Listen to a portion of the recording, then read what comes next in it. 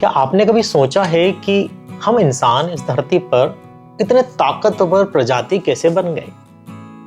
कैसे हम गुफाओं से निकलकर चांद तक पहुंचे? हमारी कहानी सिर्फ लाखों सालों के इवोल्यूशन की नहीं, बल्कि कुछ ऐसे सीक्रेट्स की है जिन्होंने हमें बाकी सभी जानवरों से बिल्कुल अलग कर दिया। अगर आप भी जानना चाहते हैं कि हम कौन हैं, हम कहां से आए हैं, तो ये आज की जो बुक की जो समरी है सिर्फ आपके लिए है। बहुत ही इंटरेस्टिंग बुक है और काफी सारी चीजें आपको इस बुक की छोटी सी समरी में सीखने को मिले। आज हम बात करेंगे युवल नोह हरारी की माइंड ब्लोइंग किताब sapiens the brief history of human kind के बारे में। Sapiens a brief history of human kind.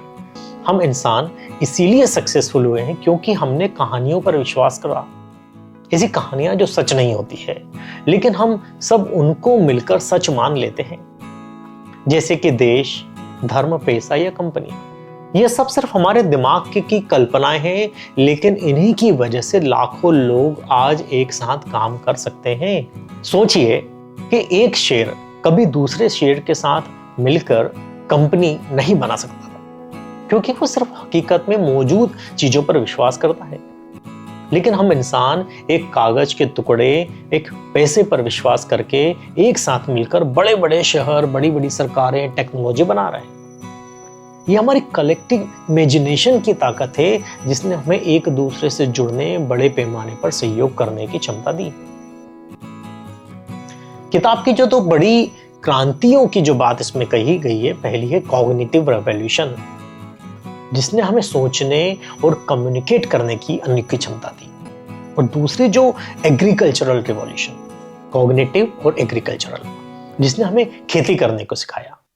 Harari कहते कि खेतों ने हमें ज्यादा खाना तो दिया, लेकिन हमारी लाइफ को और मुश्किल भी बना दिया।